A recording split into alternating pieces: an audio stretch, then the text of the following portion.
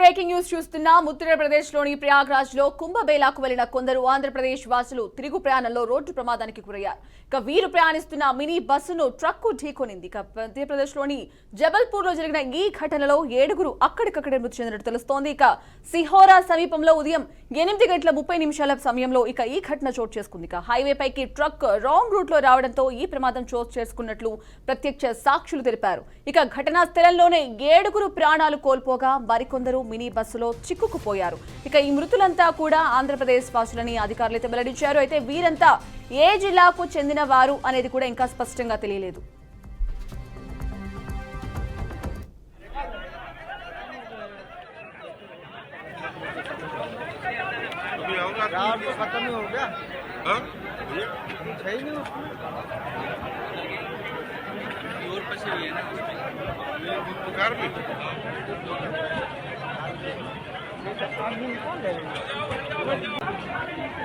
इसमें 12-15 लोग रहे होंगे, देखा जाए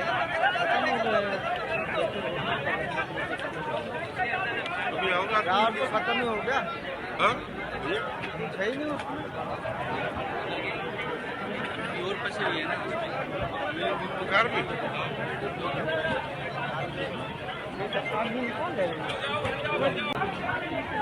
इसमें 12-15 लोग रहे होंगे, देखा जाए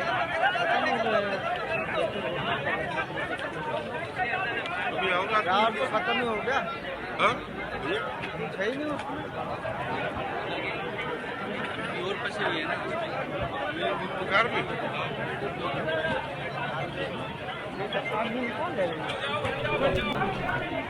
इसमें 12-15 लोग रहे होंगे, देखा जाए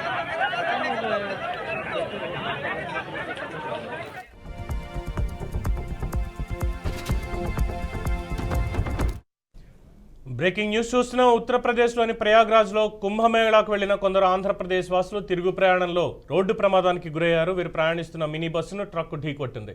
మధ్యప్రదేశ్లోని జబల్పూర్లో జరిగిన ఈ ఘటనలో 7గురు అక్కడికక్కడే మృతి చెందినట్లుగా తెలుస్తోంది. సిహోరా సమీపంలో ఉదయం 8:30 ప్రాంతంలో ఈ ఘటన చోటు చేసుకుంది.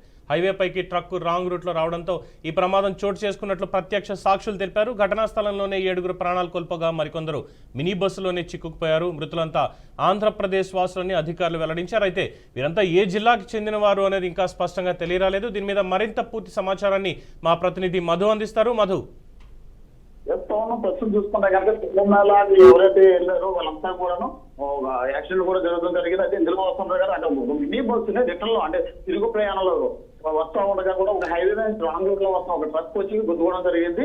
అది ఈ యాక్సిడెంట్ చూసుకున్నా కనుక దాదాపు 7గురు అయితే అక్కడికక్కడే చనిపోయారని చూసుకోవడం అక్కడ ప్రత్యక్ష సాక్షులు చెప్తున్న పరిస్థితి కనిపిస్తుంది. అయితే ఈ బస్సు నుంచి కూడా చాలా మందికి గాయాలయ్యి క్షతగాతులు చాలా మంది ఉన్నారు. వీళ్ళందరూ కూడా బయట తీయడానికి అక్కడ పోలీస్ సిబ్బంది కానీ అక్కడ చుట్టుపక్కల స్థానికులు కానీ కూడా ప్రయత్నం చేస్తా ఉన్నారు.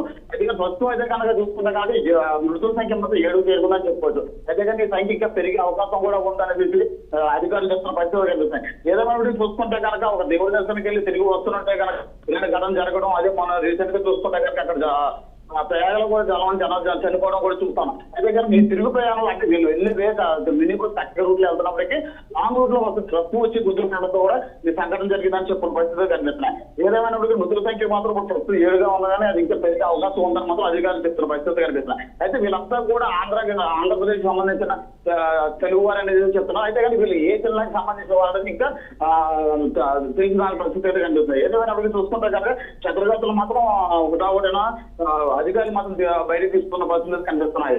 అవును, రైట్, థ్యాంక్ యూ మధు.